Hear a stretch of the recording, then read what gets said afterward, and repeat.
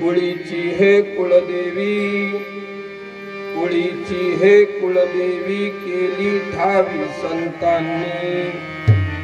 बरवे झालो शरण गेलो, उगविलो संकटी। अनिलाही रूपा बळे, अनिलाही रूपा बळे, करोनी खळे हरिदासी। बरवे झालो शरण गेलो, उगविलो संकटी। तुका म्हणे समागमे, तुका म्हणे समागमे, नाचू खेळू लागलो। बरवे झालो शरण गेलो, उगविलो संकटी। विठ्ठल विठ्ठल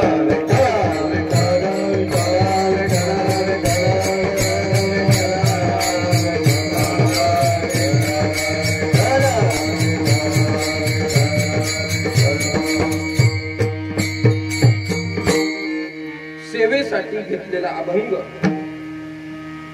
देहूचे महान साधू जगदवंदे जगद्गुरु तुकोबाराय यांच्या गाथेतील 4 चरणाचा अभंग सेवेसाठी घेतलेला आहे। या अभंगामध्ये जगदवंदे जगद्गुरु तुकोबाराय आपल्या कुळदेवीचं महत्व या ठिकाणी प्रतिपादन करतात।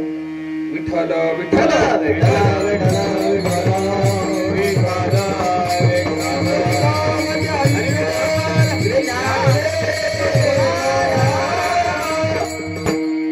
ब्रह्म संप्रदाय परमपूज्य श्री सद्गुरु आबा व मातोश्री माई यांच्या कृपाशीर्वादाने आज या ठिकाणी कुलस्वामिनीचा वर्धापन दिन। माझे ज्येष्ठ गुरुबंधू आदरणीय कृष्णाजी जांभरे आजोबा, आणि प्रामुख्याने मला नाव घ्यावं लागेल थोर सद्गुरु भक्त वैकुंठवासी सकाराम मामा जांभरे यांच्या घरामध्ये आज कुलस्वामिनीचा वर्धापन दिन। वास्तविक या घराचं एक मोठेपण आहे, वेगळं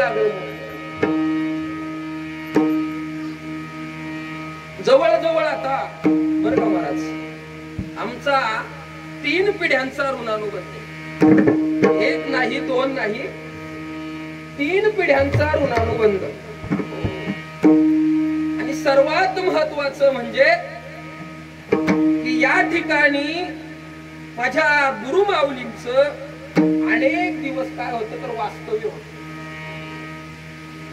ज्या ठिकाणी सद्गुरूंची कमरचरण ही लागलेली आहेत, त्या ठिकाणी सेवा मिळणं हे मात्र माझ्यासाठी परम भाग्य आहे। तुका म्हणे होता ठेवा, तो या भावा सापडला। वंदिता साधू चरण रज, सिद्ध होय साधकाचे काज। निर्दळोनी विघ्नांचे बीज, स्वानंदे स्वये भोगती। ज्या ठिकाणी साधूंचे चरण लागलेले आहेत, या ठिकाणी मी कीर्तन करण्यासाठी आलेलो नाही, हो तर माझ्या सद्गुरूंची पायधूळ, त्यांचे रजकण हे मस्तकाला लावण्यासाठी आलो। विठ्ठल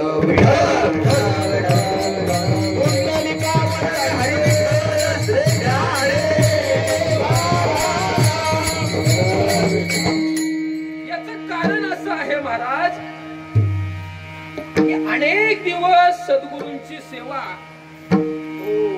त्यांच्या घरामध्ये अखंड 3 पिढ्या काय आहे तर चालू आहे। या ठिकाणी कोणतीही स्तुती करण्यासाठी इथे उभं नाही, सांगायचा भाव असा आहे की माझ्यासारख्या परमार्थिक दृष्ट्याने मार्गक्रमण करत असलेला साधक, त्याच्या दृष्टीने सेवेचं महत्व या घरातून आम्हाला पाहायला मिळतं। विठ्ठल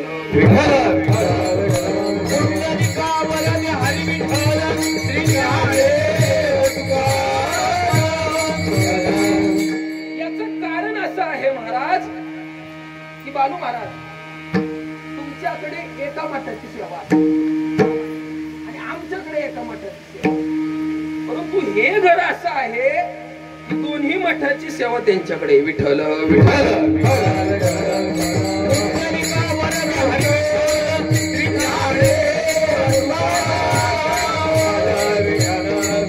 आणि म्हणून माझं मी परमभाग्य समजतो की या ठिकाणी मला सेवा करण्याचं भाग्य प्राप्त झालं. आणि म्हणून सद्गुरूंनाच या ठिकाणी मागणं करतो. काय मागणं करतो? परी तुम्ही एक करावे, अखंड अवधान मज द्यावे, तेने दिवठील धावे, पावेल स्वभावे निज सिद्धी. सद्गुरुनाथा, सद्गुरु आबा, आपणच माझ्याकडे एकसारखं लक्ष द्या, म्हणजे तुमच्या कृपा दृष्टीने ही सेवा आपण पूर्णत्वाकडे घेऊन जा. कारण परब्रह्माचा अवतार विश्वमाऊली ज्ञानोबाराय म्हणतात, कृपा कटाक्ष निहाळिले आपुल्या पदी बैसविले, बाप रखुमा देवी वर विठ्ठले, भक्ता दिले वरदान. आणि म्हणून गंगेचं उदक घ्यायचं, गंगेलाच अर्पण करायचं, संतांचीच पुष्प घ्यायची आणि संतांनाच अर्पण करायची. या न्यायाने तुम्ही आम्ही सर्वांनी मिळून अभंगाचा विचार करायचा. विठ्ठल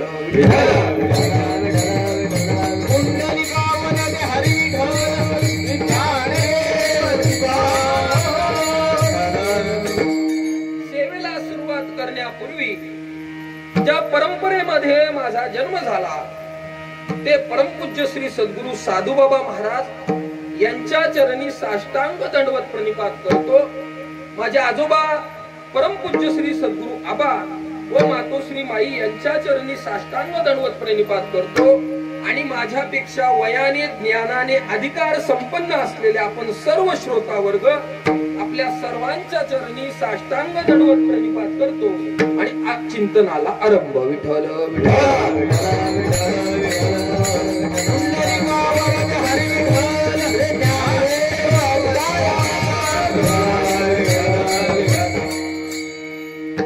असं आहे की कोणतंही कार्य असलं, कोणताही सोहळा असला की त्यासाठी काय केलं जातं भाई?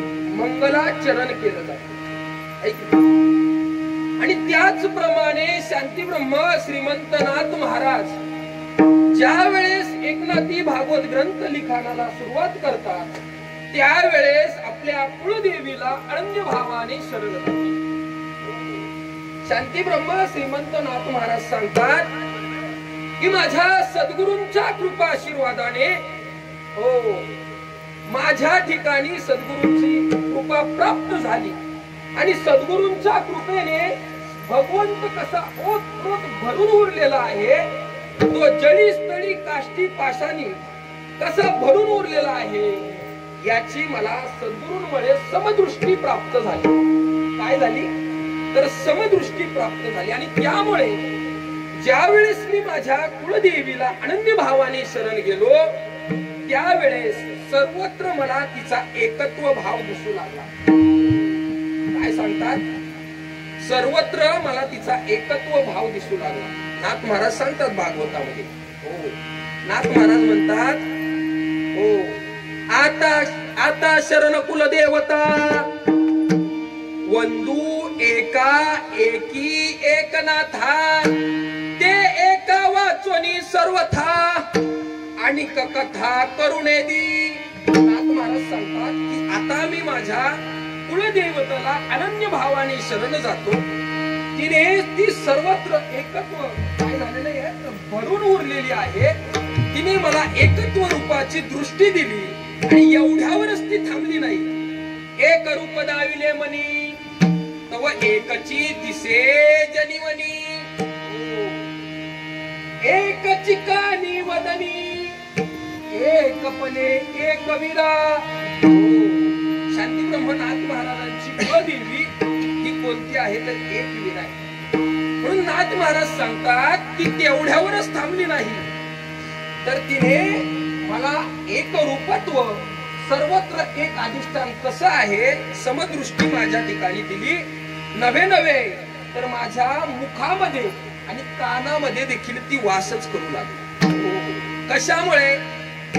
ते शिवशक्ती रूपे दोन्ही नेवोनी मिरवी एकपणी, एकपणे झाली गुवरणी, एकपणे प्रसवली एकविरा. शिव आणि शक्ती, भक्ती आणि शक्ती याचं एकरूपत्व तिने मला दाखवलं. त्यामुळे मी तिला अनन्य भावाने शरण गेलो आणि ती एवढ्यावरच थांबली नाही. या कलियुगामध्ये मी म्हणणारे जे काही अहंकारी आहेत, जे ज्ञाते लोक आहेत, त्यांचा देखील गर्वहरण याच माझ्या कुळदेवीने केला. नव्हे नव्हे तर भगवान परशुरामाला देखील याच माझ्या कुळदेवीने बोध केला. विठ्ठल विठ्ठल.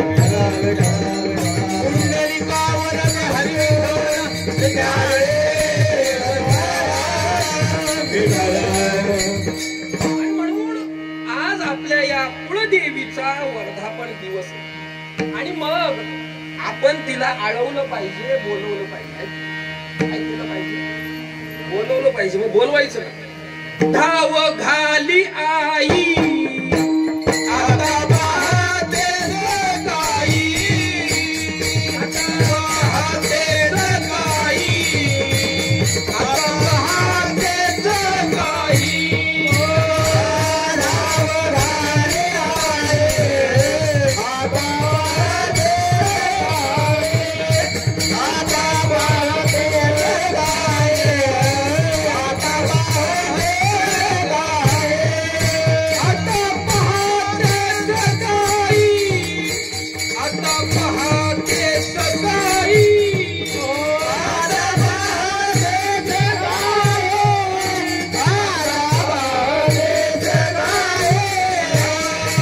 धाव घाली आई आता पाहते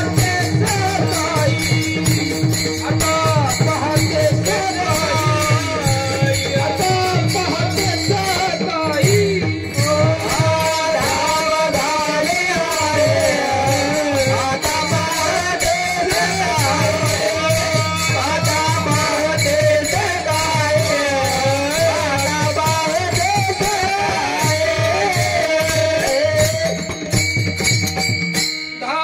गाई, आता पाहते सकाळी.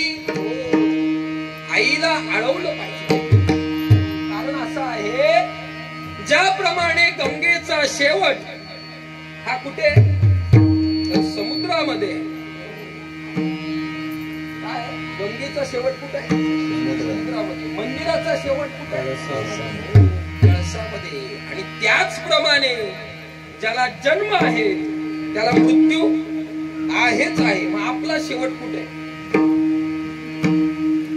आपला शेवट कुठे? आपला शेवट मृत्यूमध्ये. आपला शेवट हा स्वस्वरूप बोध करून घेण्यामध्ये. विठ्ठल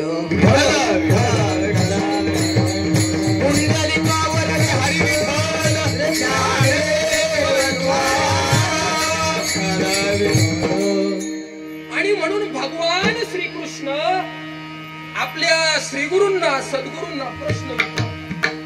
हरिविजय ग्रंथ आपण पाहून घ्या.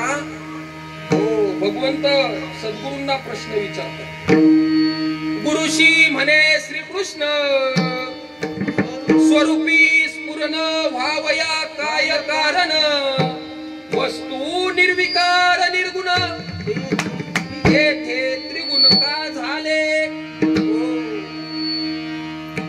परमपूज्य श्री सद्गुरु आबा व परमपूज्य श्री सद्गुरु साधू बाबा आम्हाला माहिती आहे, ज्या ज्या वेळेस साधकांना उपदेश करायचे त्या वेळेस हा दाखला द्यायचे माणूस. परंतु वास्तविक वस्तुस्थिती मान्य करायला पाहिजे. या प्रश्नाचं उत्तर मला देखील माहिती आहे, परंतु तरी देखील तू मला मी अर्धवट सोडणार, त्याचा उपाय सांगणार. तुम्ही देखील सद्गुरूंना अनन्य भावाने शरण जायचं आणि त्यांना प्रश्न विचारायचा. नक्कीच सद्गुरू तुमच्या प्रश्नाचं उत्तर दिल्याशिवाय राहणार नाही. विठ्ठल विठ्ठल.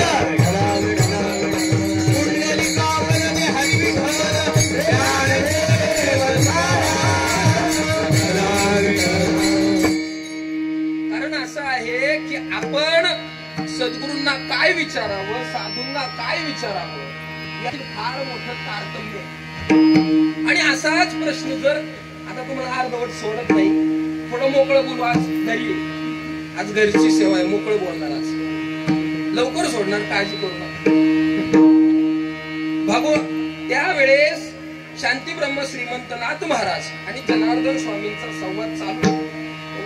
उत्तर देऊन टाकतो तुम्हाला, कशाला अर्धवट सोडायचं नाही. शांती ब्रह्म श्रीमंत नाथ महाराज आणि जनार्दन स्वामींचा संवाद चालू आहे. त्यावेळेस नाथ महाराज जनार्दन स्वामींना म्हणतात की स्वामीजी, तुम्हाला अनेक वेळा इतर शिष्य प्रश्न करतात की ब्रह्म कसं आहे, ब्रह्मस्वरूपाविषयी अनेक वेळा प्रश्न करतात, परंतु स्वामी मी तुम्हाला असा प्रश्न विचारणार नाही. इतर शिष्य प्रश्न करती, ब्रह्म कैसे म्हणून पुसती, माझे तैसे नव्हे आनंद मूर्ती, मी का तैसे पुसेल. मी असा प्रश्न स्वामीजी तुम्हाला करणार नाही. त्या ब्रह्मापासून माझं काही एक खोळंबलं नाही. परंतु माझा प्रश्न असा आहे, माझे पुसणे ऐसे असे, ब्रह्माहुनी काय खोळंबले असे, मी मद जाणीव नसे, ते जाणावा मजाधी. स्वामीजी, ब्रह्मापासून माझं काही एक खोळंबलं नाही, परंतु मी कोण आहे याची मात्र मला निश्चित जाणीव करून द्या. विठ्ठल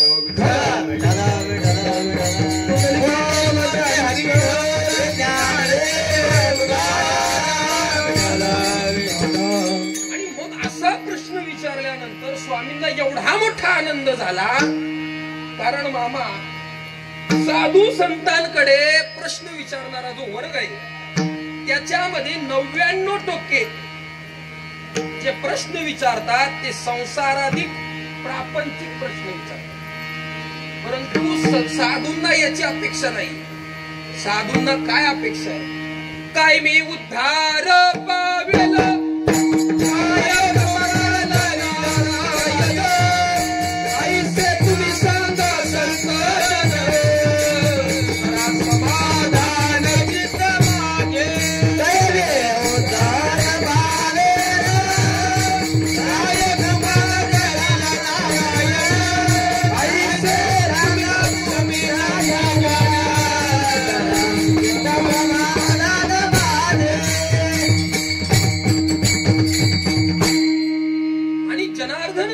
एवढा मोठा आनंद झाला.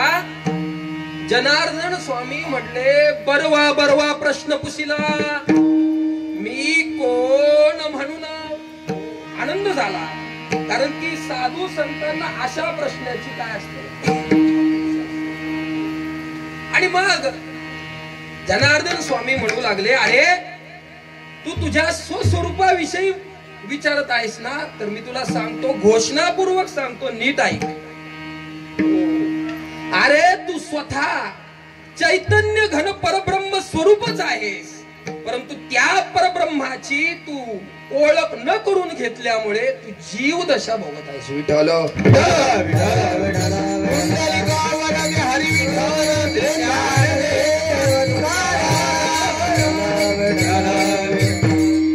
आणि म्हणूनच जो तुम्हा मला स्वस्वरूप बोध करून घ्यायचा आहे, याच्यासाठी साधू संतांनी अनेक दैवदैवतांना सगुण साकार व्हायला लावलं. सांगायचं तात्पर्य एवढं की साधू संतांनी काय केलं, अनेक दैवदैवतांना सगुण साकार व्हायला लावलं आणि त्यांची भक्ती करण्यासाठी तुम्हा मला नवविधा भक्तीच्या वाटा दाखवल्या.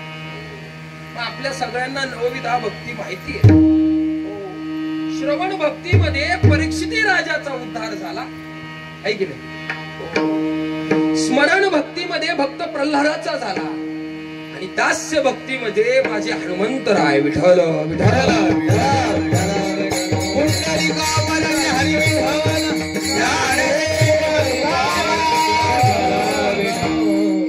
आणि म्हणून शास्त्र तुम्हा मला भक्तांचं शास्त्र काय सांगतात, भक्तांचे देखील प्रकार सांगतात. देव जाणण्याकरता देवाची जो भक्ती करतो त्याला काय म्हणतात तर जिज्ञासू म्हणतात. देव जाणून देखील देवाची भक्ती करतो त्याला ज्ञानी म्हणतात. जो गणेशाची भक्ती करतो त्याला गाणपत्य म्हणतात.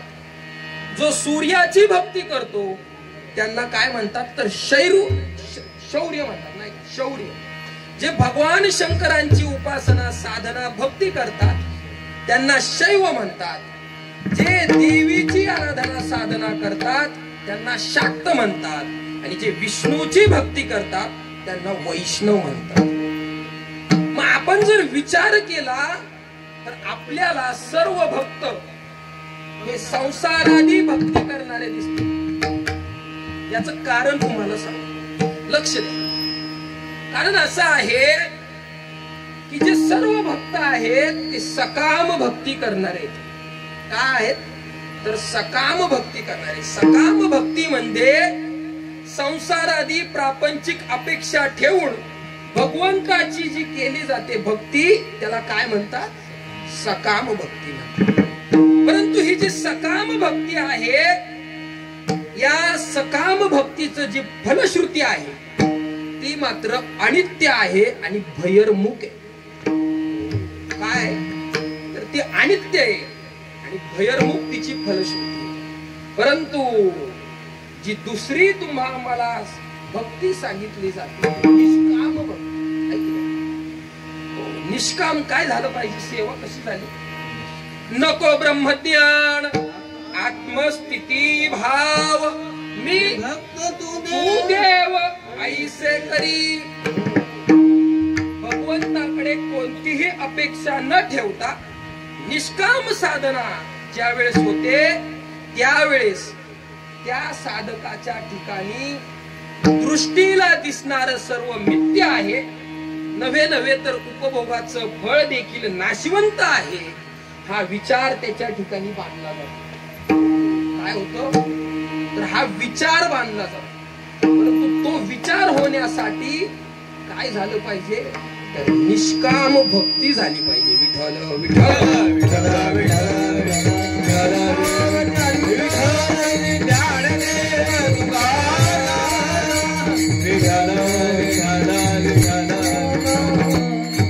कारण असं आहे जोपर्यंत निष्काम भक्ती होत नाही तोपर्यंत साधकाच्या ठिकाणी विवेकात्मक विचार हा तयार होत नाही. मग अशी विवेकात्मक विचाराने जो निष्काम साधना करतो आणि ती साधना मग कोणती असो, मग ती शैव भगवान शंकरांची उपासना असो, ती गणेशाची भक्ती असो, ती सूर्याची उपासना असो भक्ती असो, भगवान विष्णूंची भक्ती असो, परंतु जर निष्काम वृत्तीने ती साधना केली तर त्या साधकाच्या ठिकाणी पापाचा क्षय होतो आणि पुण्याचा साठा होतो. विठ्ठल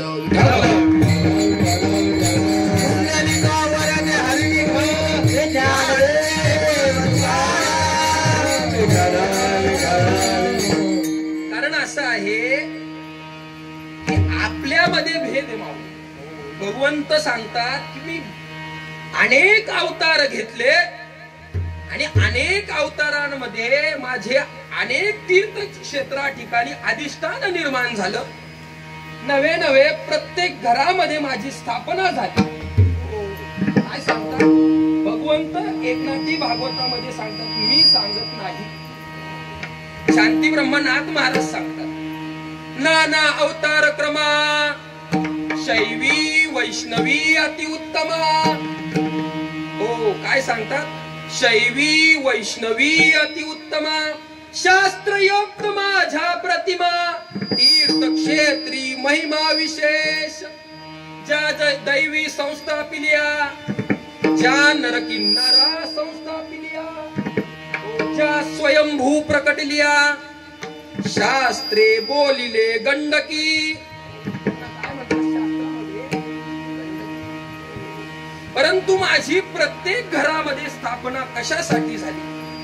नवे नवे तर काही दैवतांनीच त्याची स्थापना केली, काही स्वयंभू प्रकट झाल्या आणि माझ्या तिन्ही वर्णातील भक्तांनी, त्रिनी वर्ण म्हणजे स्त्री, पुरुष आणि किन्नर, या सर्वांनी माझी स्थापना केली. कशासाठी केली याचं सुंदर उत्तर नाथ महाराज सांगतात. एकदा भजन करा.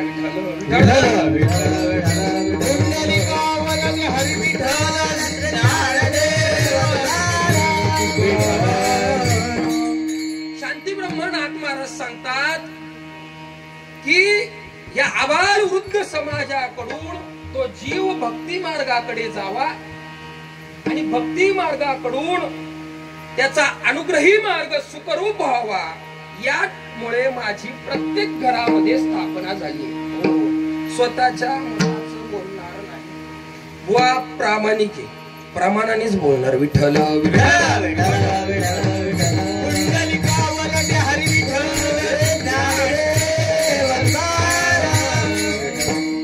एकी भक्ता अनुग्रही आल्या, असुरी निसाचारी ज्या केल्या, आपुल्या घरी पूजल्या, भक्ती करावया त्रिवर्णिका.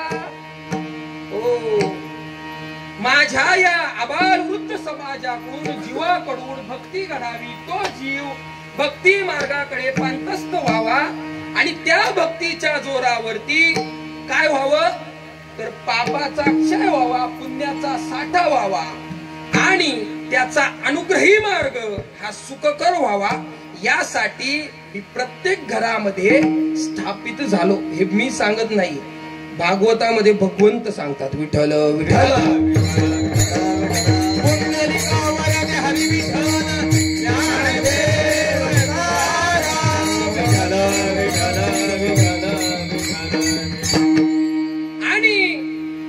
भक्ती झाल्यानंतर काय होतं, पापाचा काय होतं तर क्षय होतो आणि पुण्याचा साठा होतो.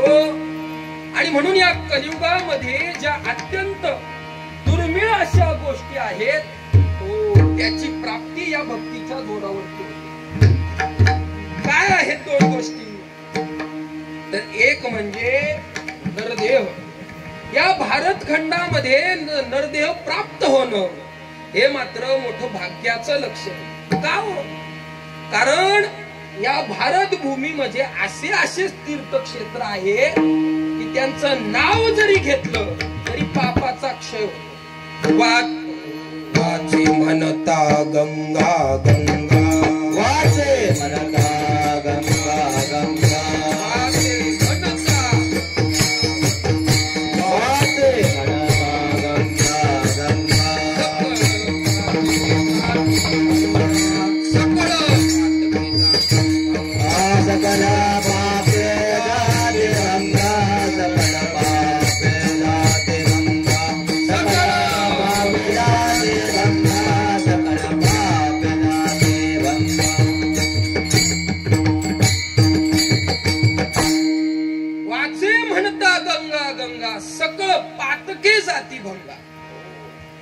अशा या भारत भूमीमध्ये जर तुम्हाला नरदेह प्राप्त झाला तर नाथ महाराज सांगतात भारत खंडी नरदेह प्राप्ती येतो परम भाग्याची संपत्ती.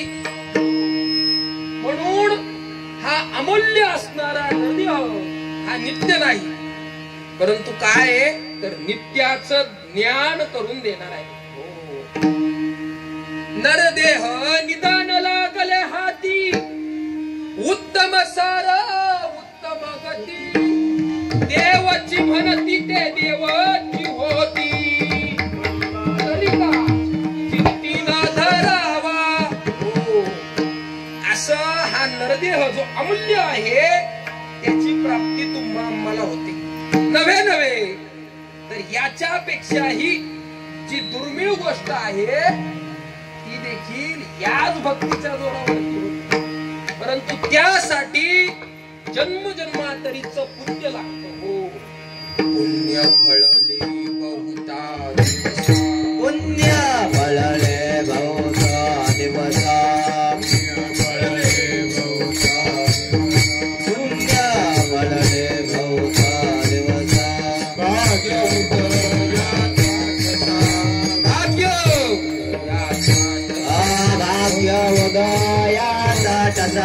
भाग्य उदया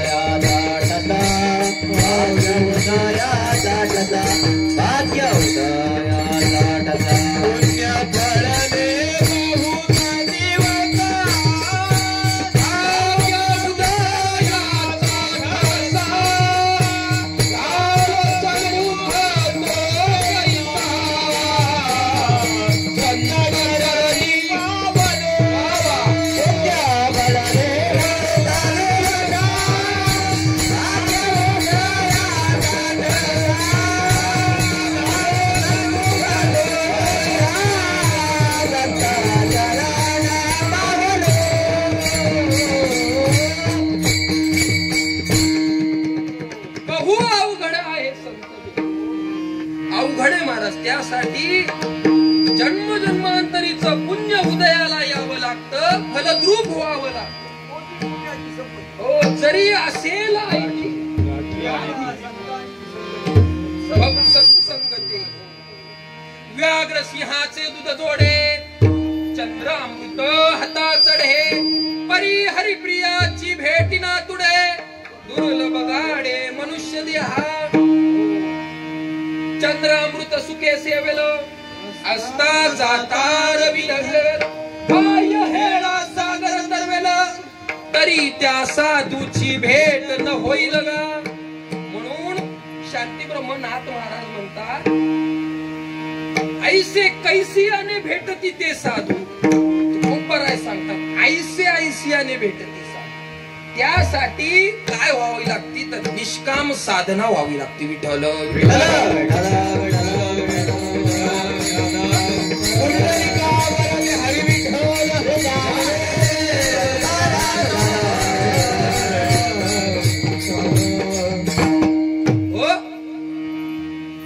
ते साधू जे आहे ते सामान्य नाही, माहित सामान्य नाही. काही कीर्तनातलं जरी नाही कळालं तरी ही 4 वाक्य मात्र साधूची साधना म्हणजे नाम. यामध्ये सुंदर लिखाण केलेलं. त्यामध्ये सांगतात ते साधू कसे आहेत. संसार भयाला दूर करणारे ते ज्ञानमूर्ती आहेत. संसार भयाला दूर करणारे ते ज्ञानमूर्ती. द्वंद्वाहून निराळे, आकाशासारखे अलिप्त आणि व्यापक आहेत. काय सांगतात, आकाशासारखे अलिप्त आणि व्यापक आहेत. कोण तुम्ही आम्ही नाही, साधू साधू. त्यामुळे अशी जी महात्म्य आहेत त्यांची भेट होणं काही सोपं आहे का? दुर्मिळ आहे, दुर्मिळ. नव्हे नव्हे या पुढे जाऊन सांगतात की जागृती, स्वप्नी आणि सुषुप्ती याचे ते साक्षी रूप नवे नवे गुणरहित आहेत. विठ्ठल विठ्ठल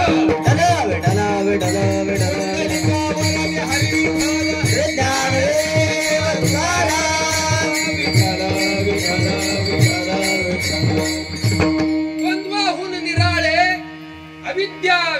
अविद्या मलदोष रहित, गुणरहित ते साधू. मग अशा साधूंची भेट साधना निष्काम झाल्यामुळे झाली. तुकोबराय सांगतात, मी नाही सांगतात, लक्ष द्या. हो, तुकोबराय सांगतात अशा साधूंची भेट झाली आणि त्या साधूंच्यामुळे भगवंत कसा ओतप्रोत भरून उरलेला आहे ही समदृष्टी प्राप्त झाली. आणि त्यामुळे माझ्या कुळदेवीचं मूळ स्वरूप मला त्यांच्या कृपा आशीर्वादाने पाहायला मिळालं. म्हणून जगद्वंदी जगद्गुरु तुकोबराय अभंगाच्या प्रथम चरणामध्ये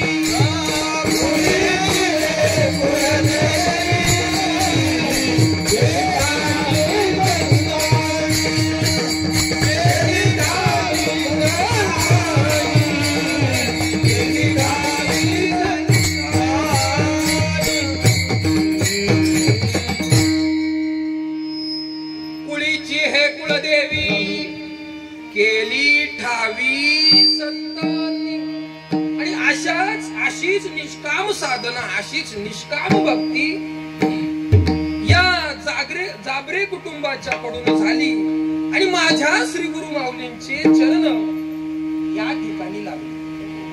मी तुम्हाला मागाशी बोललो की आज आपण जरा थोडं मोकळं बोलू, बरोबर आहे का? आणि त्याच योगाने या रायवाडीमध्ये त्या काळामध्ये ज्यावेळेस रस्ता नव्हता, सांगायचे की बैलगाडीवर आबा यायचा, त्याच योगाने परमपूज्य श्री सद्गुरू बाबा या ठिकाणी वास्तव्याला आले. अनेक वर्ष मी मगाशीच बोलून गेलो की या घरामध्ये अनेक कितीतरी दिवस आबांनी या ठिकाणी वास्तव्य, म्हणून माझ्यासारखा भाग्यवान आज मीच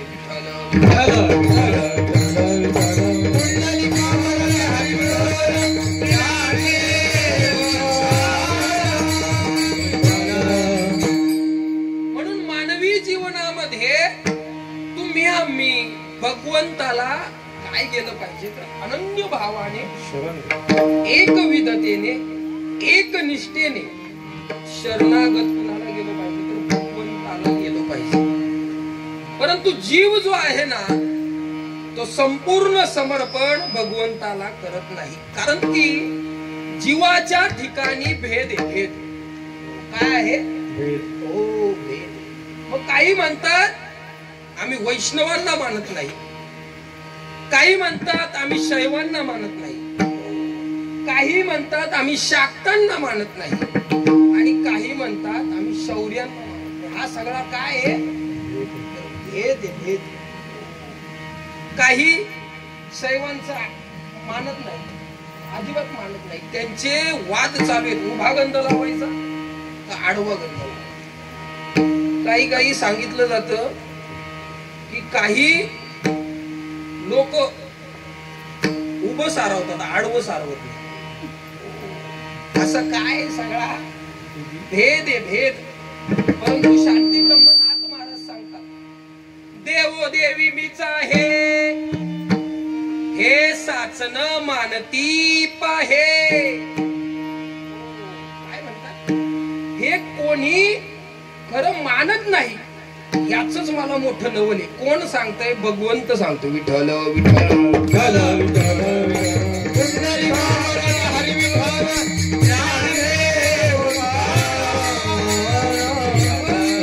नव्हे नव्हे तर तुकोबाराय काय सांगतात? तोच खरा भक्त आहे की ज्याच्या ठिकाणी अजिबात भेद नाही तोची देव भक्त भेद भेद नाही जात भेद भेद नाही जात भेद भेद नाही जात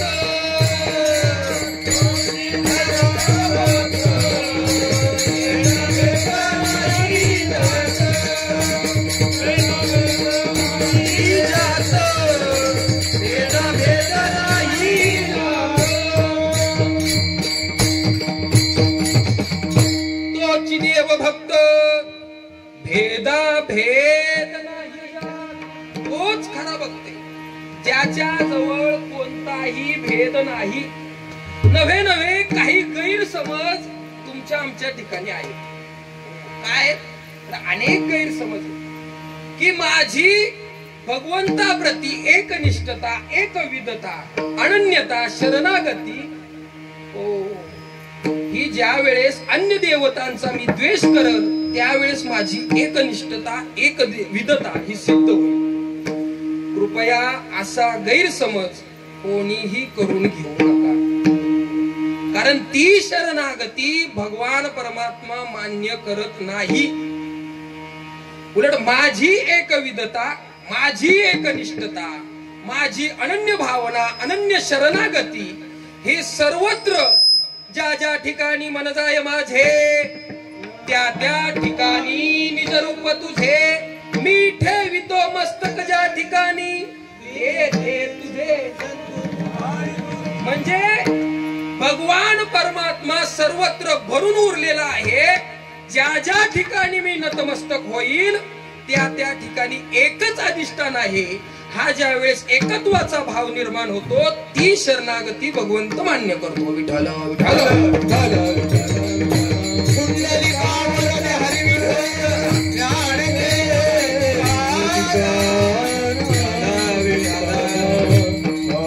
सर्वांग निर्मळ चित्त जैसे गंगा जल चित्त गंगा जल चित्त जैसे गंगा जल सर्वांग निर्मळ गंगा जल चित्त जैसे गंगा मुखे अमृता जीवानी अमृता जीवानी देह देवाचे कारणी देवाचे कारणी देवाचे कारणी मुखे अमृता जीवानी मुखे अमृता जीवानी देह देवाचे कारणी देवाचे कारणी देवाचे कारणी समदृष्टी शरणागती जी आहे कशी पाहिजे तर समदृष्टी पाहिजे शरणागतीची व्याख्या विश्वमाऊली ज्ञानोबराय करतात माऊली सांगतात पै आपुले भेदेविन माझे जाणीजे जे कपन तयाचे नाव शरण मज येणे गा माऊली काय सांगतात सर्वत्र भगवंत एक रूपाने भरून उरलेला आहे त्या एकत्वाची जर आपण प्राप्ती केली तर ती शरणागती मी मान्य करतो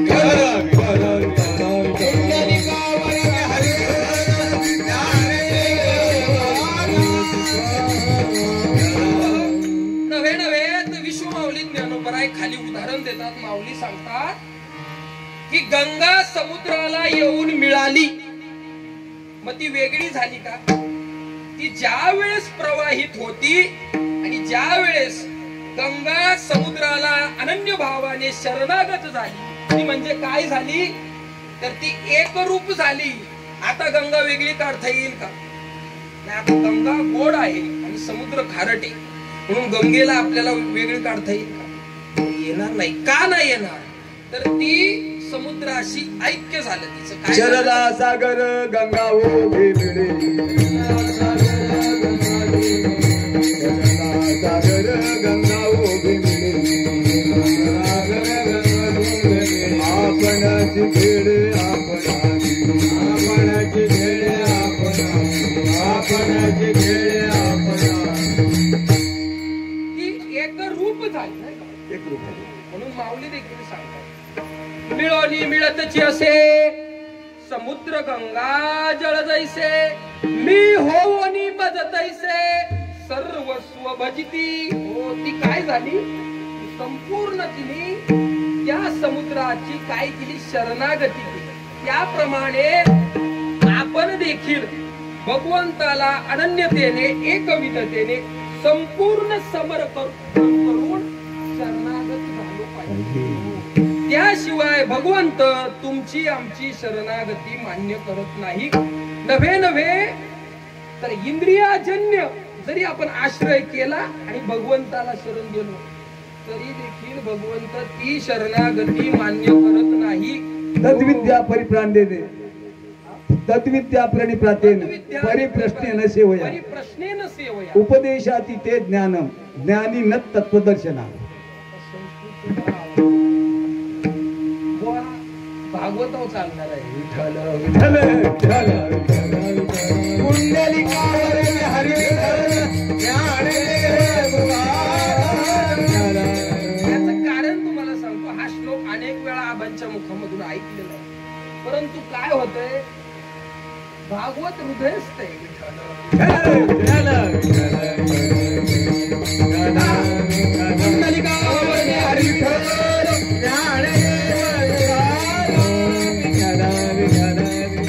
याचं कारण असं आहे की भगवंत कोणत्याही इंद्रियांचा जर आश्रय घेतला तर शरणागती मान्य करत नाही.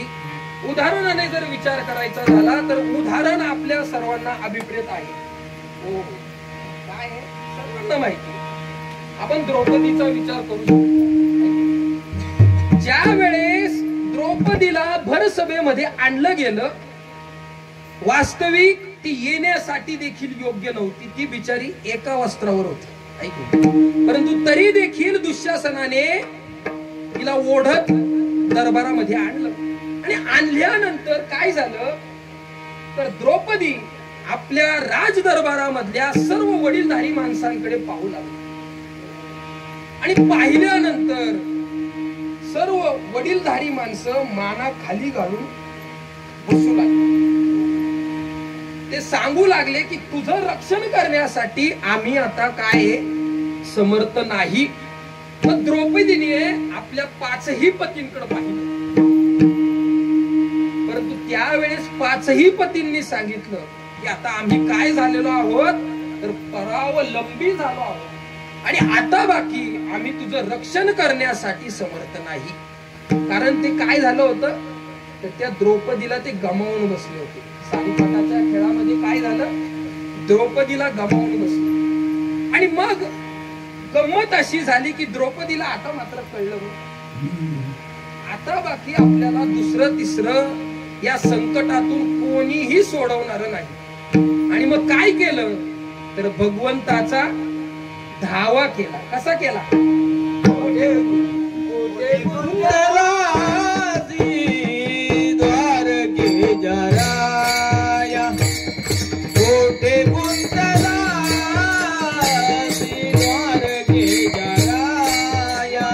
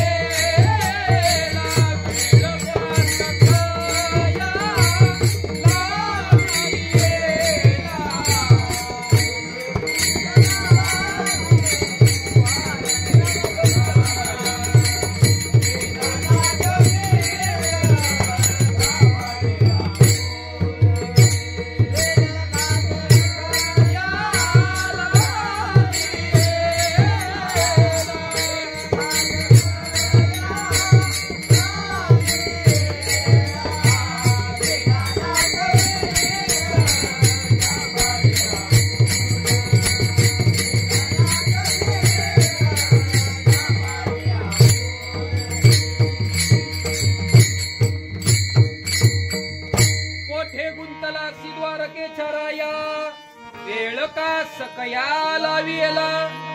आवाज मोठा आहे, काळजी करू नका, लाईट गेली तरी तुमच्यापर्यंत आवाज येणार. आणि मग द्रौपदी भगवान परमात्मा त्या ठिकाणी आला आणि द्रौपदीचं काय केलं तर लज्जा रक्षण भगवंतानी केलं. पुढे जाऊन गंमत अशी झाली महाराज की पांडव हे वनवासाला गेले आणि वनवासाला गेल्यानंतर भगवान परमात्मा पांडवांना भेटण्यासाठी दंडकारण्यामध्ये आला. आणि आल्यानंतर दुपारचं जेवण वगैरे झालं आणि जेवण वगैरे झाल्यानंतर भगवान परमात्मा आणि द्रौपदी एकांतामध्ये गेली. आणि एकांतामध्ये गेल्यानंतर द्रौपदीने भगवान परमात्माला प्रश्न विचारला की भगवंता, ज्या वेळेस दुःशासनाने माझ्या वस्त्राला हात घातला त्यावेळेस पासून मी तुझा धावा करतीये, परंतु ज्या वेळेस मी पूर्ण हतबल झाले त्यावेळेस तू येऊन माझं लज्जा रक्षण केलं, परंतु भगवंता तू आधी का आला नाहीस, हा प्रश्न द्रौपदीने केला. आणि भगवान परमात्मा मग त्याचे दोन कारण सांगतात. काय सांगतात? दोन कारण सांगतात. भगवंत सांगतात की द्रौपदी, तू ज्या वेळेस मला हाक मारलीस त्यावेळेस तू काय म्हणून मला हाक मारलीस? कोठे गुंतलासी? द्रौपदी, मी माझ्या प्रत्येक भक्ताच्या हृदयस्थ असताना देखील तू काय म्हणाली तर कोठे गुंतलासी? द्वारकेचा राजा. तू द्वारकेचा म्हटल्यामुळं मला तुझ्या हृदयातून निघावं लागलं, द्वारकेत जावं लागलं आणि पुन्हा या ठिकाणी यावं लागलं. येताना रस्ता चांगला नाही, कुंभारली घाटामध्ये अत्यंत मोठे खड्डे, एसटी वेळेवरती येत नाही, हो असे अनेक खड्डे मी सहन करत इथपर्यंत आलो, वेळ लागला. त्याचं कारण द्रौपदी तू आहेस. काय सांगतात? द्रौपदी, मला वेळ लागला याचं कारण कोण आहे तर तू आहेस. विनोदाचा भाग सोडून द्या. दुसरं जे कारण भगवंत सांगतो ते आपल्यासाठी अभिप्रेत आहे आणि गरजेचं आहे. भगवंत म्हणू लागले, द्रौपदी, तुला असं वाटतं का मी तुझ्यासाठी उशीर केला? अगं, ज्या वेळेस तू माझा धावा केला त्या क्षणी मी तुझ्या ठिकाणी आलो, परंतु आल्यानंतर मी जे काही दृश्य पाहिलं त्यावेळेस द्रौपदी मी येऊन देखील दृश्य पाहिल्यानंतर थांबलो. भगवंत, तू काय दृश्य पाहिलंस? मग भगवंत सांगू लागला की दुःशासन, तुझ्या दुःशासनाने तुझ्या वस्त्राला हात घातलेला आहे आणि तू स्वतः ते वस्त्र दोन्ही हाताने सावरण्याचा प्रयत्न कर. आणि हे पाहिल्यानंतर भगवंत सांगतात की मी थांबलो. पण द्रौपदी म्हणू लागली, भगवंता, एवढंच पाहिल्यानंतर यामध्ये थांबण्याची काय आवश्यकता आहे? कोणतीही स्त्री स्वाभाविकपणे जर एखादा परपुरुष जर वस्त्राला हात घालत असेल तर मग मात्र ती स्त्री स्वाभाविक तिचं वस्त्र हे सावरून धरण्याचाच प्रयत्न करत. यामध्ये थांबण्याचं काय कारण नाही? द्रौपदी, मी थांबलो. अरे भगवंत, पण का थांबला? मग त्यावेळेस भगवंत म्हणू लागले, अगं द्रौपदी, तू कुणाला बोलवलं होतस का? तू तुझ्या पतींना बोलवलं होतं? तू या त्रैलोक्य साम्राज्याच्या अधिपतीला तू बोलवलं होतस. कुणाला बोलवलं होतं? या त्रैलोक्य साम्राज्याच्या अधिपतीला तू बोलवलं होतस.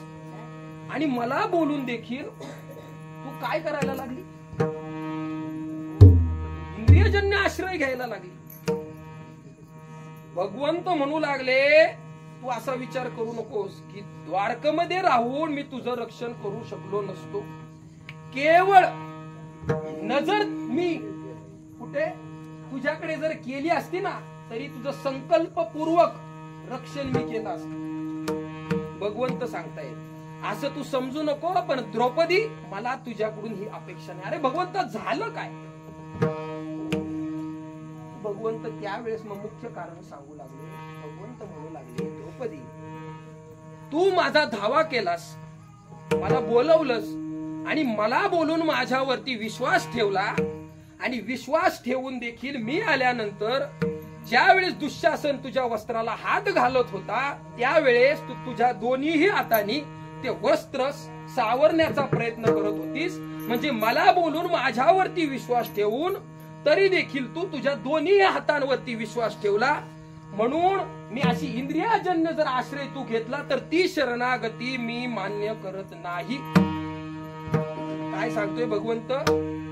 तर ती शरणागती मी मान्य करत नाही. दृष्टांत संपला. आणि ज्या वेळेस द्रौपदी तू दोन्ही हात सोडले त्यावेळेस मी येऊन तुझं रक्षण केलं. सिद्धांत असा सांगायचा आहे की आपण देखील भगवंताला ज्यावेळेस अनन्य भावाने शरण जातो आणि चुकून जर आपण इंद्रियाजन्य आश्रय केला तर मात्र ती शरणागती भगवान परमात्मा मान्य करत नाही. आणि त्यासाठी आम्हाला काय करावं लागेल तर इंद्रियांचा निग्रह करावा लागेल आणि मनोनिग्रह करावा लागेल. आणि त्यासाठी ज्ञानोत्तर भक्ती तुमची आमची झाली पाहिजे. आणि ती ज्ञानोत्तर भक्ती होण्यासाठी आम्हाला केवळ आणि केवळ साधूच सोडू शकतो. इंद्रियाचा जय वासनेचा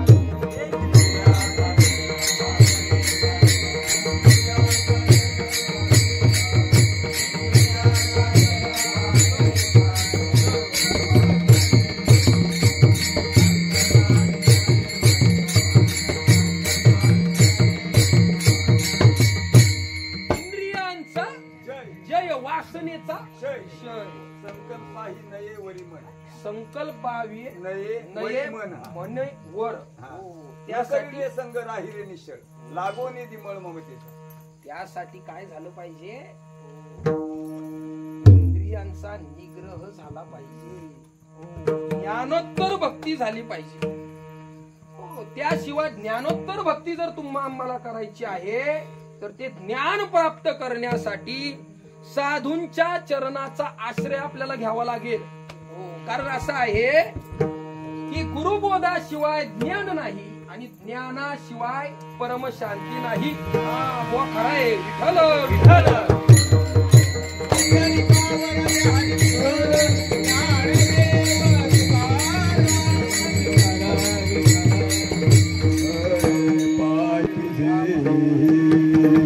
पाय तुझे गुरुराया गुरुराया हीच माझी देव पूजा.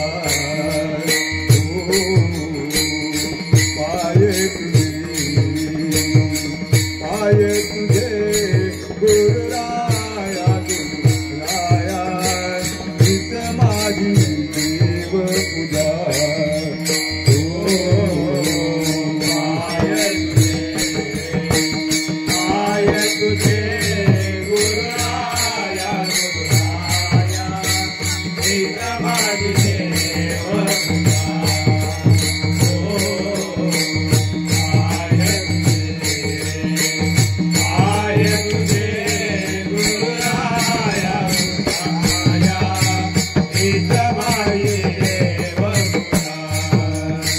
गुरु चरणाचा बिंदू हाची माझा कृपा सिंधू. गुरु चरणाचा बिंदू हाची माझा कृपा सिंधू. हाची माझा कृपा सिंधू. हाची माझा कृपा सिंधू. पाय तुझे पाय तुझे गुरुराया गुरुराया हीच माझी देव पूजा.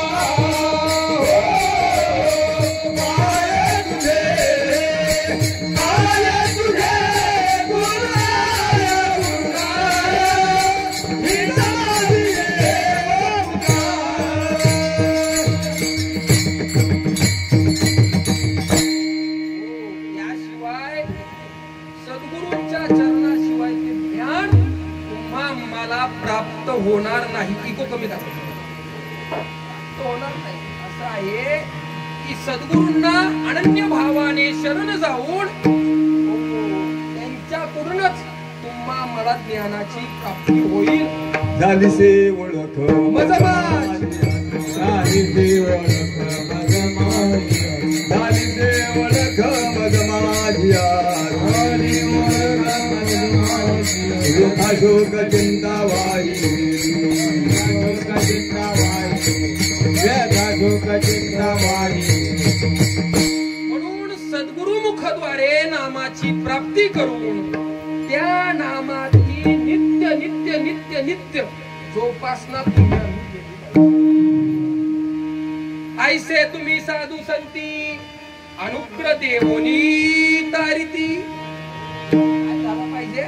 अनुग्रह झाला पाहिजे मायबाप. कारण साधू संत तुम्हा आम्हाला जी साधना सांगतात ती मात्र रामनामाची सांगतात. अवचटे तोंडा आला हरी सकळ पातका संहारी. जय नाम निरंतरी वाजले जगदसे. एक जरी नाम वाचे श्रीरामाचे तरी पर्वत छेदोनी पापाचे परमानंदाचे निज सुख पावे. एवढं त्या नामामध्ये काय आहे? नामामध्ये शक्ती. परंतु ते नाम कारण की काय आहे माहिती? नाम जे आहे आपल्याला 4 युगाचे सांगितले. कृतयुग, त्रेतायुग, द्वापारयुग आणि कृतयुगामध्ये जी भगवंत प्राप्तीची साधना सांगितली, जी काय सांगितली?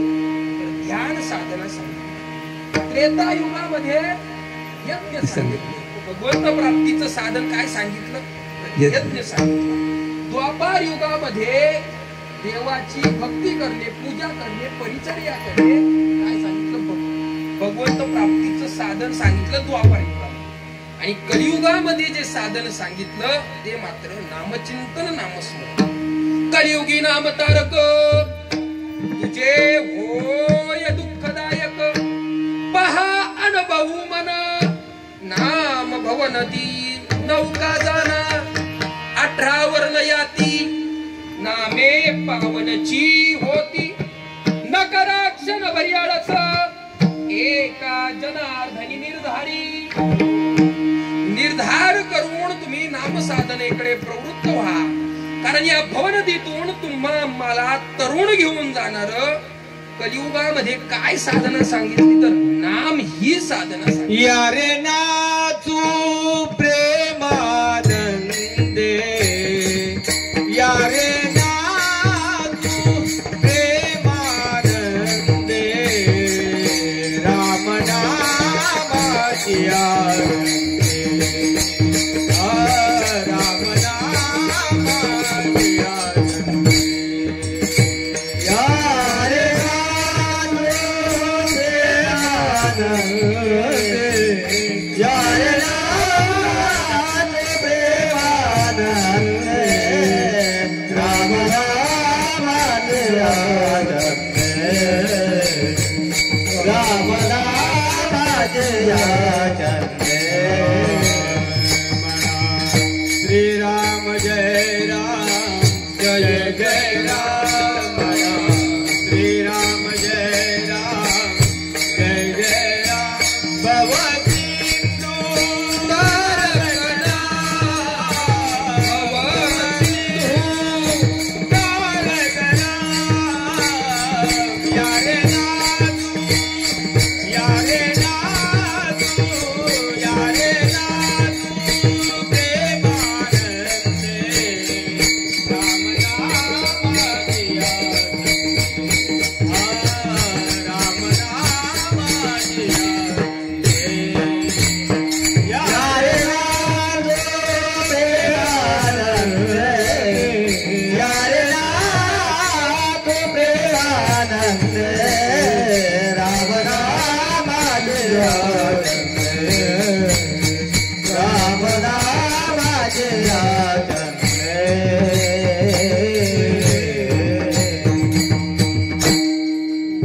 यारे नाचू प्रेमानंदे. त्या रामनामामध्ये तर तल्लीन झालं पाहिजे. कारण असं आहे की जी 4 युग झाली त्या 4 युगामध्ये आता कलियुग चालू. त्यामुळे जी पूर्वी कृतयुगामध्ये, त्रेतायुगामध्ये, द्वापार युगामध्ये जी साधना सांगितली ती काय झाली? कलियुगामध्ये क्षीण झाली. काय झाली? तर क्षीण झाली. म्हणून ती साधन करायची नाहीत असं नाही बरं. परंतु प्राधान्य हे नामचिंतन, नामस्मरणाला द्यायचं. ती साधन करायची. एकदा बिवडीमध्ये मामा मी बोलून गेलो. योग वरे फक्त आणि फक्त नामचिंतन नामस्मरण करायचं. योग आधादी ज्या अष्टांग योगा जे सांगितलेले आहेत त्या काही कामाच्या नाही असं मी बोलून गेलो. एका मला फोन आला, तुम्ही असं म्हटलेच कसे? कारण अशी माणसं अर्ध्या अवकुंठाने पिवळी झालेली असते. विठ्ठल विठ्ठल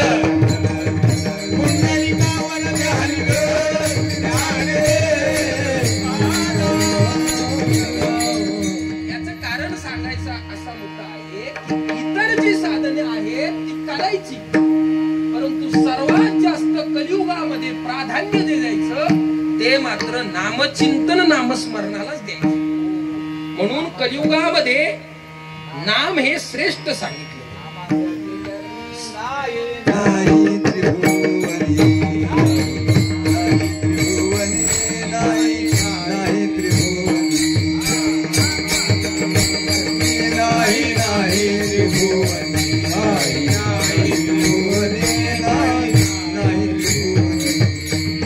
याचं कारण असं आहे की नाम हे साधन देखील आहे आणि नाम हेच साध्य देखील आहे. नाम हे साधन देखील आहे आणि नाम हे साध्य आहे. कारण असाध्य ते साध्य करणे असाध्य ते साध्य करणे सायास कारण अभ्यास तुका कारण अभ्यास तुका हो मूळ भेदी खडकाचे अंग खडकाचे अभ्यासाशी चांग कार्यशील. कारण असं आहे की ते जे नाम आहे ते नाम काय आहे भाई? नाम साधन आहे आणि नामच काय साध्य आहे. याचं कारण तुम्हाला सांगतो. साधनेला आपलं साध्य हे माहिती पाहिजे. मुद्दा एक, कारण मला जर पुण्याला जायचंय तर मी रत्नागिरीच्या गाडीमध्ये बसून चालणारच नाही. मग तो बुवा का असा ना विठ्ठल विठ्ठल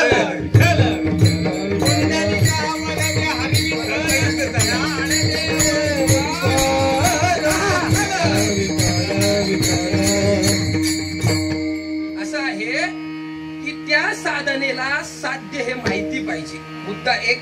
दुसरा, शास्त्राचा त्याला आधार पाहिजे. सर्वात महत्वाचं म्हणजे ते साधन साधू संतांनी आचरलेलं पाहिजे.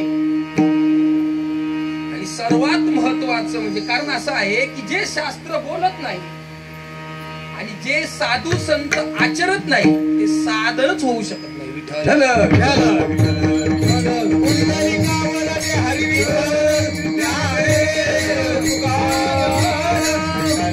आणि त्या साधनेला आचारसंहिता ही पाहिजेच पाहिजे. कारण आपली गंमत अशी म्हणजे माझी तरी तुमचं काय, तुम्ही सगळे इथं राजहंस आहात. विठ्ठल विठ्ठल कारण असं आहे की त्या साधनेला आचारसंहिता पाहिजे, त्या साधनेला पथ्यही पाहिजे. कारण असं आहे की एक महात्मे होते, आता नाव सांगत नाही, एक महात्मे होते आणि त्या महात्म्यांकडे इंग्रज अधिकारी त्या काळामध्ये आला. इंग्रज अधिकारी त्या महात्म्यांना म्हणाला की महाराज मला तुम्ही गायत्री मंत्र शिकवा. काय म्हणाला? महाराज तुम्ही मला गायत्री मंत्र शिकवा. महाराज म्हणाले गायत्री मंत्र बाबा शिकवता येत नाही.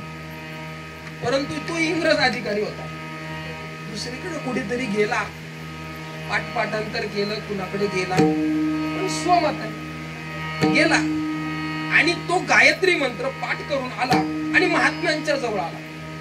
महात्म्यांना म्हटला की गुरुजी मी तुम्हाला गायत्री मंत्र म्हणून दाखवू का? गुरुजी म्हणाले दाखव. महात्मे म्हणाले दाखव.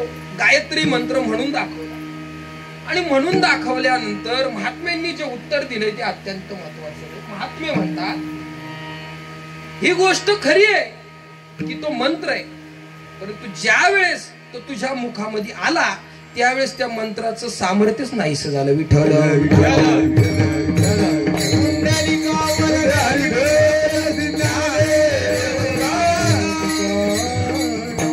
याचं कारण असं आहे की त्याने काय केलं तर साधन लक्षात ठेवलं, काय आचारसंहिता लक्षात ठेवली नाही. आणि सर्वात मुख्य मुद्दा की तो त्यांनी काय केलं तर स्वमताने केला. त्यामुळे त्या साधनेला आचारसंहिता नाही, म्हणून साधू संत ती मान्य करत नाही. विठ्ठल विठ्ठल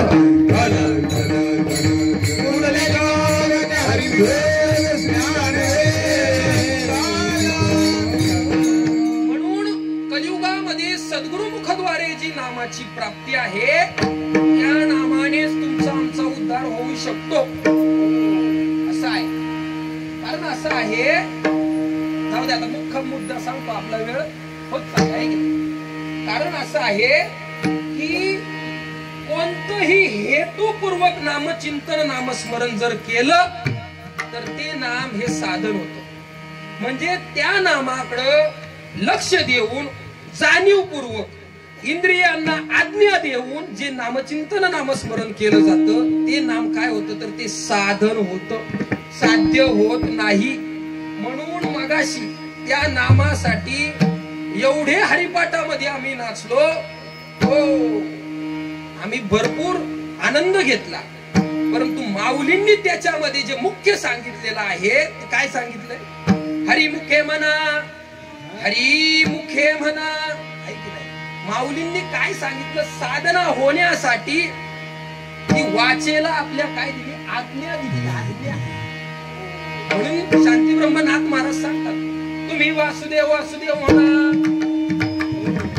तुकुंबराय काय म्हणतात, घेई घेई माझे वाचे नाम गोड नाम विठोबाचे. काय सांगतात, गोड नाम विठोबाचे. म्हणजेच काय करतात तर आपल्या इंद्रियांना ते सवय लावतात की बाबा तू नाम घे. परमपूज्य श्री सद्गुरु आबा, माझा अधिकार नाही परंतु आबांचं स्मरण म्हणून सांगतो. आणि जरी काही चुकलं तरी तुम्ही आपलेच आहे, आणि जरी चुकलं तरी तुमचा माझा कान धरण्याचा अधिकार आहे. आबा म्हणायचे हे हरिपाठ लय नाचून नाचून म्हणतात, पण माऊलींनी जे सांगितलंय ते नाही करत. विठ्ठल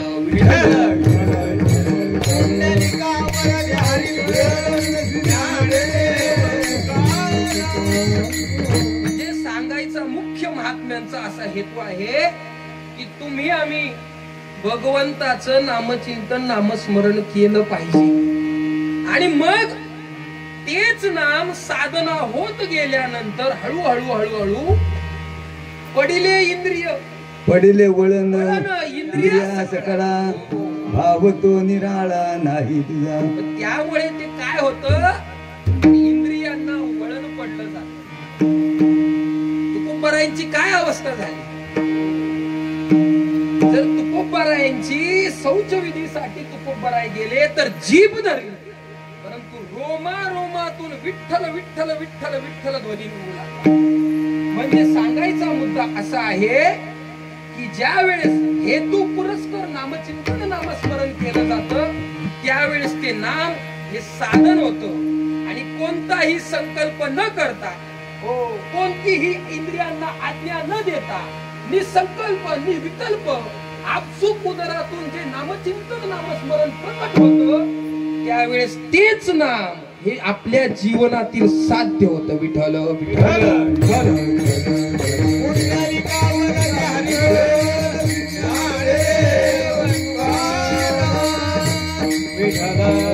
आणि काय होतं महाराज, दिन दिन तुरे वाजती अनुहात ध्वनी गरजती, तेथे ना निद्रा आणि सुषुप्ती चंद्र सूर्य मावळती. इथं काही राहत नाही महाराज. अनन्य करिता माझे भजन माझे स्वरूपी झगडे मन, सकळ वासना गेली विरुड वृत्ती शून्य अवस्था, तो ब्रह्मच झाला. विठ्ठल विठ्ठल.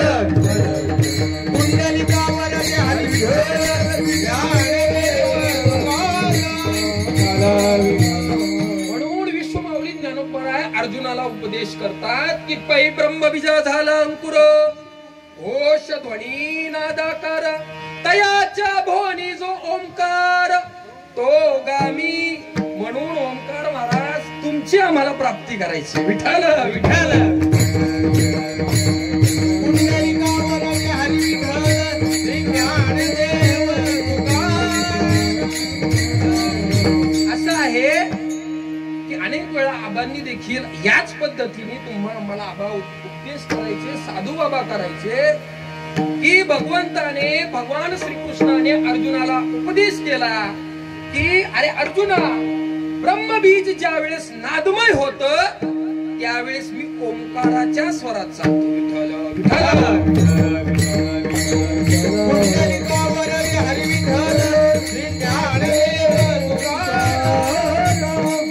आज या ठिकाणी प्रवचनकार ओंकार महाराज होते, माघ गायनाचार्य ओंकार आहे. पण आम्हाला त्यांच्या दोघांची प्राप्ती नाही करायची, आम्हाला ओंकाराची प्राप्ती करायची. विठ्ठल विठ्ठल. पुंडलिकावर हरी विठ्ठल श्री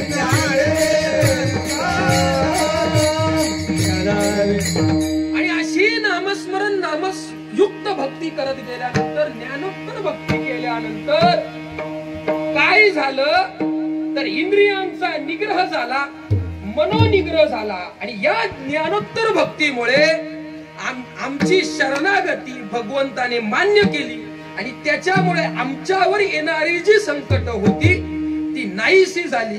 म्हणून जगदवंदे जगद्गुरु तुकोबाराय म्हणतात की बरवे झालो. त्या अभंगाच्या दुसऱ्या चरणात सांगतात, बरवे झालो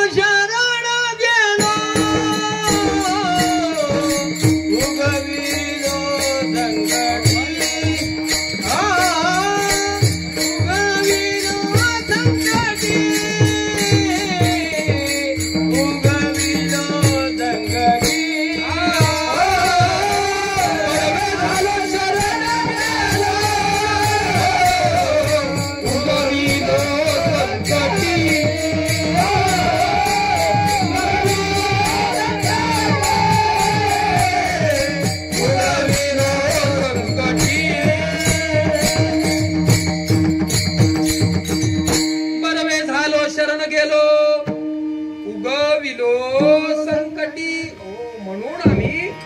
साधूंच्या कृपा आशीर्वादाने ज्ञानोत्तर भक्तीची प्राप्ती केली आणि भगवंता आम्ही तुला शरण आलो म्हणून आमची सर्व दुःख संकट ही नाहीशी झाली. एकदा प्रेमाने भगवंताचं भजन करायचं. विठोबार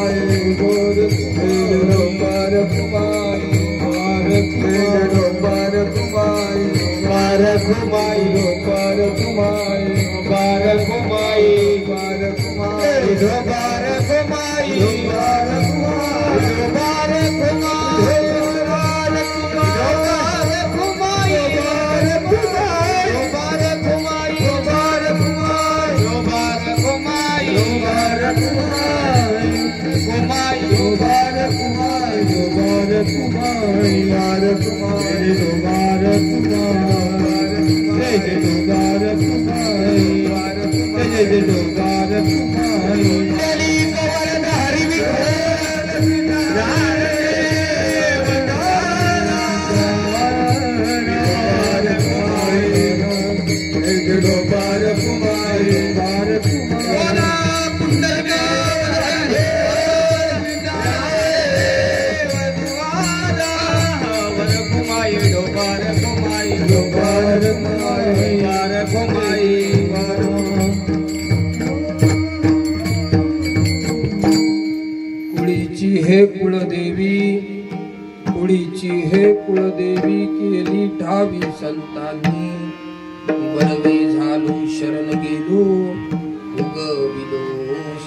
संकटी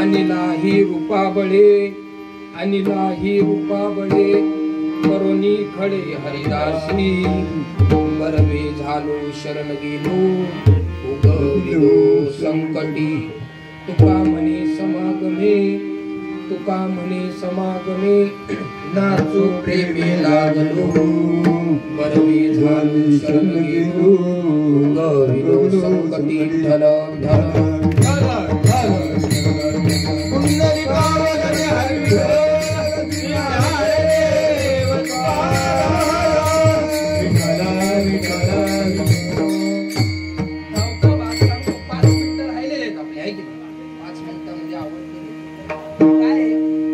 जास्त सांगितलं तरी काही लक्षात राहत नाही म्हणून आबा म्हणायचे आपलं 12 आण्याचं कार्ड बरं त्यामध्ये त्वरित कळतं की आपल्याला या ठिकाणी बोलवले. तुमच्याकडे असेल त्या काळामध्ये 12 आण्याचं कार्ड पूर्वी यायचं पत्र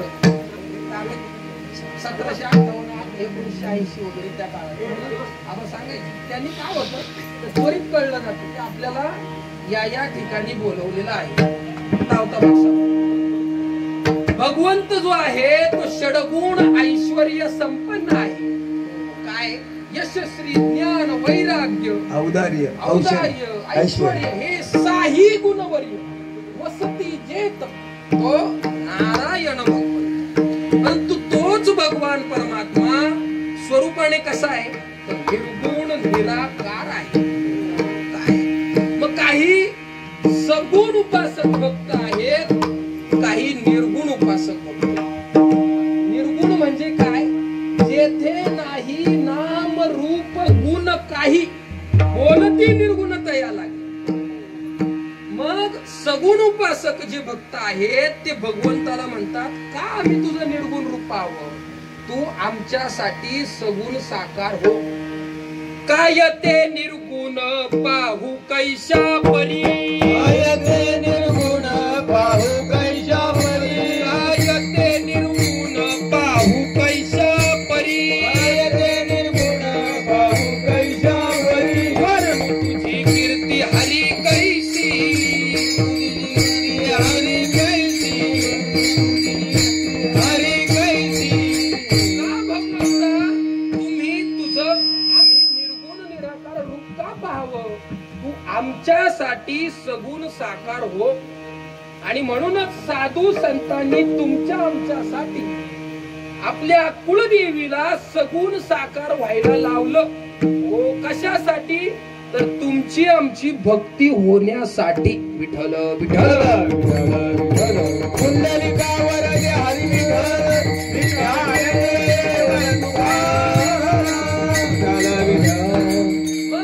परमपूज्य श्री सद्गुरु आबा अनेक वेळा सांगायचे की काही म्हणतात आम्ही सगुणाला मानत नाही काही म्हणतात आम्ही निर्गुणाला मानत नाही. परंतु गंमत अशी आहे आबांचं वाक्य सांगतो थिजलेलं तूप काय आणि पातळ तूप काय मिळून काय तूपच आहे. काय तूपच आहे परंतु भेद जीवामध्ये. विठ्ठल विठ्ठल कुंडलिकावर हरी विठ्ठल ज्ञान रे सगुणाहुनी निर्गुणाहुनी न्यून तो म्हणे तो केवळ मूर्ख जाण सगुण निर्गुण दोन्ही समान न्यून पूर्ण असे ना. तुमच्या आमच्या मध्येच काय आहे तर म्हणून साधू संतांनी तिला काय केलं त्यांच्या बळावरती सगुण साकार व्हायला लावलं. हे अभंगाच्या 2ऱ्या चरणामध्ये सांगतात. 3ऱ्या चरणात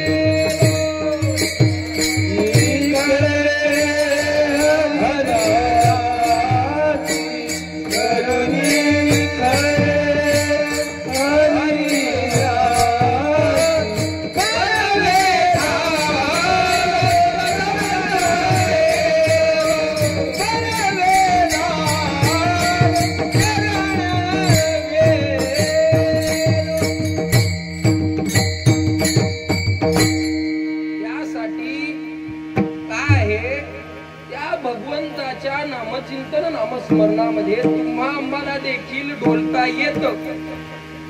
इको कमी करा. काय तुम्हा आम्हाला देखील डोलता येतं, परंतु आता आपण मगाशी माऊलींचा हरिपाठ घेतला. माऊलींनी हरिपाठाची काय केली, तुमच्या आमच्यासाठी साधन करून ठेवलं. त्यामुळे आपण डोलू लागलो. त्याच्याशिवाय म्हणून सांगायचा मुद्दा असा आहे की साधूंच्या अनुरोधाने तुम्हा आम्हाला डोलता येत. त्यासाठी साधू संतांच्या सानिध्यात संगतीला अत्यंत महत्व आहे. संगत आपण कुणाची करतो त्याला फार मोठं महत्व आहे. मगाशी ओंकार महाराजांनी सांगितलं, मी अनेक वेळा सांगतो, ओंकार महाराज म्हणजे छोटा पॅकेट बडा धमाका. त्यांची सद्गुरूंची कृपा आहे त्यांच्यावरती. त्यामुळं मूर्ती लहान असली तरी पण कीर्ती महान आहे ना महाराज. आता त्याचे तुम्ही म्हणसाल की बुवा त्यांचं आहे म्हणून स्तुती करतोय, असं नाही. कारण की गंमत अशी आहे कधी कधी असं, कारण की गादीवरती असं आता परिस्थितीत अशी आहे की नुसती स्तुतीच चालू आहे महाराज. सांगायचं तात्पर्य लक्षात घ्या की सगळीकडे पुण्यामधलं सांगतो तुम्हाला, जर एखाद्या नियोजनातून कीर्तन आलं तर पहिल्यांदा गावातील 4 लोकांची नावं घ्यायला लागतात. आता त्याचं दुःख आम्हालाच माहिती आहे. वस्तुस्थिती सांगण्याचा प्रयत्न, उगाच स्तुती नाही करायची, परंतु एखादी स्तुती परमार्थाकडे वाटचाल करणाऱ्या साधकावर जर स्तुतीचा काय झाला छाप पडली तर तो ज्या वेळेस 10च्या स्पीडने जात असतो त्यावेळेस तो कितीच्या स्पीडने जातो, त्या 100च्या स्पीडने तो त्या परमार्थाकडे वाटचाल करतो. त्यामुळे लहान मुलांची स्तुती करायला शिकलं पाहिजे. आजकाल अशी गंमत झाली, पुढाऱ्यांच्याच लई स्तुत्या चालू झाल्या. विठ्ठल कुंडलिकावर हरी विठ्ठल ज्ञानदेव म्हणून साधू संतांच्या सानिध्यामध्ये राहून नामस्मरण युक्त भक्ती आपण केली पाहिजे. इतर संगतीमध्ये गेलो नाही पाहिजे, दुर्जनांच्या संगतीत गेलो नाही पाहिजे. नवे नवे आबा सांगायचे, ज्या वाटेने बुद्धी मनुष्य गेलेला आहे त्या वाटेला देखील अमोल महाराज आपण गेलं नाही पाहिजे. वाटेला त्याची सावली देखील आपल्या अंगावरती पडता कामा नये एवढं आपण काय केलं पाहिजे. परंतु ते शक्य नसल्यामुळे नामस्मरण युक्त भक्ती करायची आणि सद्गुरूंनी सांगितलेल्या मार्गावरती यथार्थ फक्त आणि फक्त चालत राहायचं. सद्गुरूंनी आपल्याला मुक्कामाला नेऊ नाही तर माझा विश्वास आहे सद्गुरू तुम्हाला मुक्कामाला नेल्याशिवाय राहणार नाही. त्यासाठी साधूंच्या संगतीमध्ये संपूर्ण जीवन समर्पित करायचं. त्यांनी सांगितलेली साधना त्याच पद्धतीने आपली झाली पाहिजे. म्हणून शेवटच्या चरणामध्ये तुकोबर आहे सांगतात,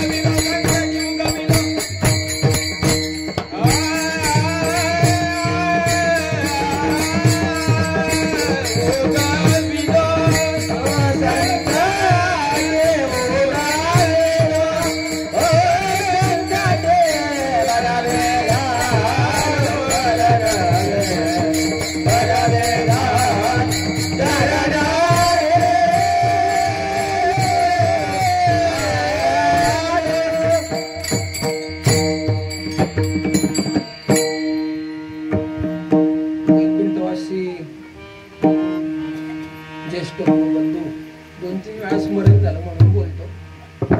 सकाराम मामा अत्यंत चेहऱ्यावरती कायम हास्य व्यक्तिमत्व, आणि कधी आले की खाली येताना मामा आणि ते दुधाची किटली घेऊन आम्ही कधी येऊ लहानपणापासून आठवतो. आणि एकदा आम्ही सहज आम्हाला आंघोळ घालत होतो. मामा होते, दीपक मामा, मी, श्याम मामा, केशव मामा आणि सकाराम मामा खाली आले आणि आबांना आंघोळ घालायला सुरुवात केली. आंघोळ वगैरे घातली आणि पाणी वगैरे आबांच्या अंगावरती ओतलं थोडस. आणि सकाराम मामांनी काय केलं तर बेंबीत आबांचं बोट घातलं. काय केलं? बेंबीत बोट घातलं. तर आबांची तब्येत म्हणजे आबा म्हणले अरे काय करतो? नाही म्हणले कचरा अडकला असेल तर काढतो. असं एकदम त्यांची आठवण एवढी येते ना इथं आल्यानंतर स्मरण 2-3 वेळा झालं म्हणून सांगितलं की असं त्यांनी देखील एवढी सेवा केली आबांची. भागवतामध्ये शांती ब्रह्मनाथ महाराज म्हणतात, भगवंत सांगतो काय लागतो मी कोणाची कवडी, अर्जुनाची धूत असे गोडी, धर्मा घरी उचिष्ट काढी, मज अति आवडी प्रेमाची, वाचवा वया अर्जुनेशी, मी दिवसा लपविले सूर्यास. काय केलं मी माझ्या भक्तासाठी? दिवसा दुपारी 12 वाजता सूर्याला मी लपवलं. म्हणून अशी सेवा करणार. सहज मला आठवलं त्यांचं. परंतु खरंच यांनी ह्या जुन्या मंडळींनी खऱ्या अर्थाने खरी सेवा केली. आणि म्हणूनच आम्ही आज खऱ्या अर्थाने हे परमार्थी चांगले दिवस पाहतो. म्हणून काही बोललो मोबडे माय बाप तुम्हा पुढे सलगीचे लाडे गोडे मदत क्षमा करावी. बोलण्याच्या ओघामध्ये जास्त अवांतर काही बोललं गेलं असेल तर महाराज तो माझ्या भीतीचा दोष आहे. परंतु जे काही बरोबर येते माझ्या सद्गुरूंचं, माझ्या गुरुमाऊलींचं आहे ते मात्र गाठीला बांधून घेऊन गेल्याशिवाय राहू नका. आणि पुन्हा एकदा या ठिकाणी तुला स्वामींच्या चरणी, माझ्या सद्गुरूंच्या चरणी सेवा समर्पित करून या ठिकाणी सेवेला विराम.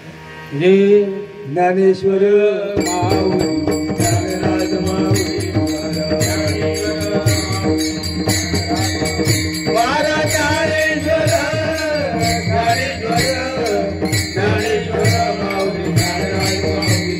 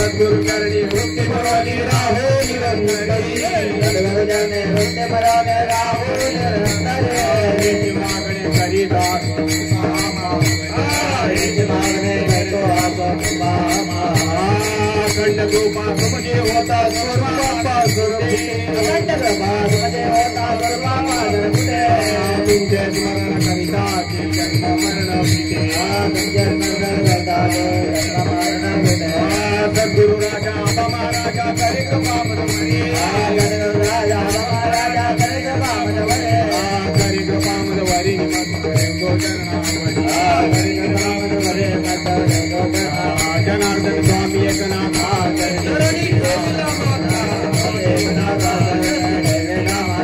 चरणी देवी रामा स्वामी एकनाथ चरणी देवी रामा जनार्दन एकनाथ एकनाथ भानुदास एकनाथ एकनाथ भानुदास एकनाथ एकनाथ भानुदास एकनाथ भानुदास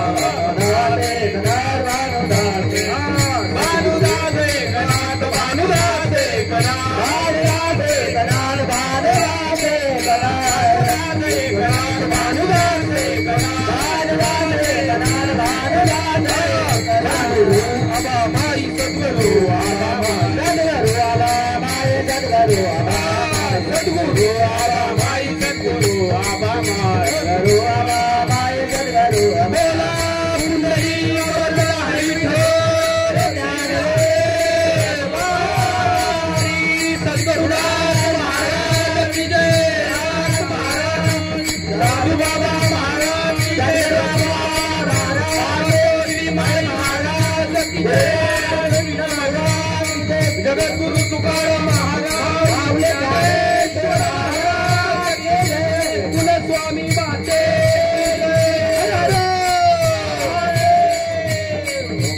तुकाराम तुकाराम तुकाराम तुकाराम तुकाराम तुकाराम